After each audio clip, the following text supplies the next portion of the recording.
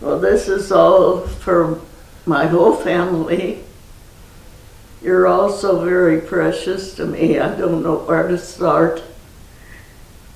But it's been so long since we've been together and had a really family Christmas that I had hoped perhaps this year would be, by the end of this year, maybe be able to travel and be together, but it just keeps getting worse and we're not going to be able to. I hope maybe next year, if I'm still able to travel, we can all get together again.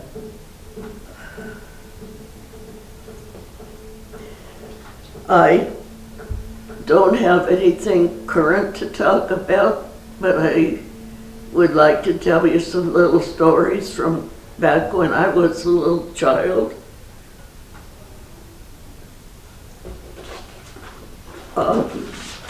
When I was about 5, I got to do a lot of the helping trim the tree. And when I was finished, I would just go lay down on it, underneath it, and look up through the branches and be amazed at what I could see from there. Meantime, my dad always found something that he and I had to go do. Busy. And we would have to go get dessert for dinner at the grocery store. Or we would go to the railroad track and watch the trains come in.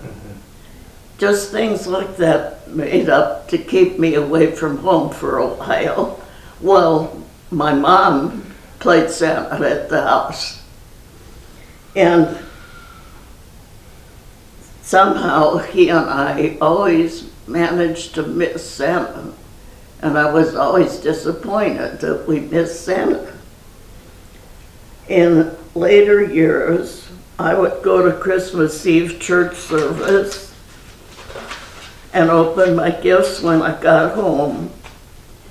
There was no time on Christmas morning to open gifts and do things like that because Mom had to cook for the big family that was coming, and we had to set up tables and set the tables and do all those things. So we did, always was a tradition that we opened my presents on Christmas Eve. And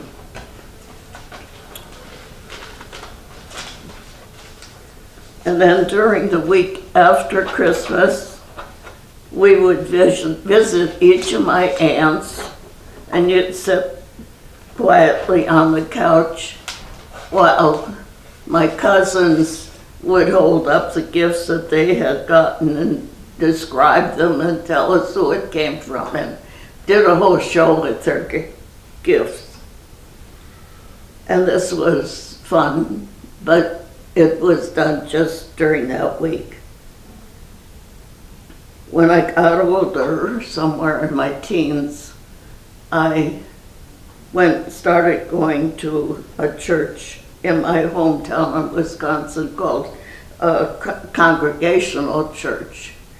And the problem was we had a lovely young minister, and he had a daughter that was a teenager, and it was more directed toward the teens and the youth of the church, which was great for the church, and lots of young people started coming because on Friday nights there was nothing for the teenagers to do, and he and his wife and his young teenage daughter did a dance in the church basement, and we had hot chocolate and cookies, and he and his wife were there the whole time, and we just had a great evening.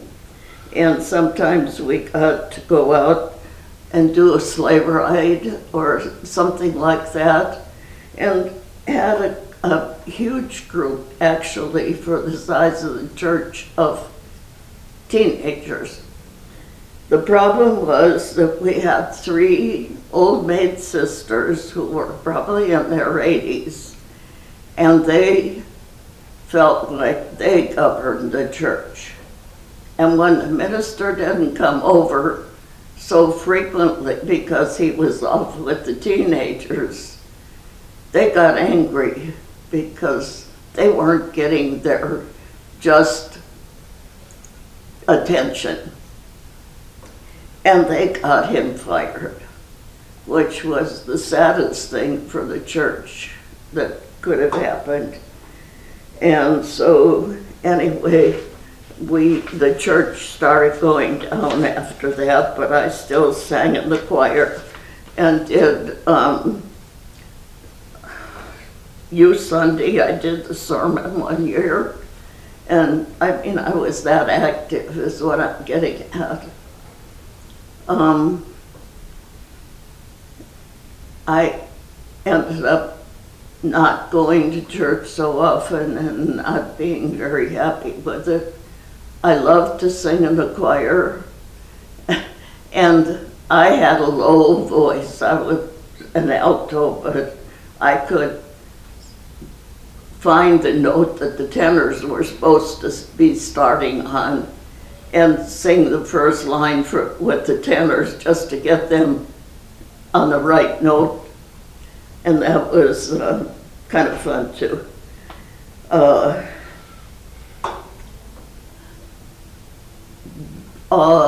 We ended up having 4 children, 3 daughters and a son. And the girls have all been married, and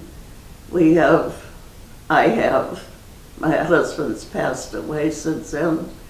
I have 3 lovely daughters and 1 son, and my children have 3 boys and 1 girl. But I have just 1 great-grandchild, and he's 20 months old, just old enough to get in trouble. And his mom says that he runs around the house all day muttering baby gibberish. Nobody can understand a word he says, but he runs around talking all day. And she said he's just got so much personality, it's disgusting. And she sent me a darling picture of him over Halloween, which was at the pumpkin farm. And then they got home, and then the last picture was him sitting on the floor with a change of clothes, and his t-shirt said "Trouble." So I don't know anything too much beyond this, because they all know I've gotten up to almost the present. So I think that that's about all that I can do today that would be anything new for them to hear.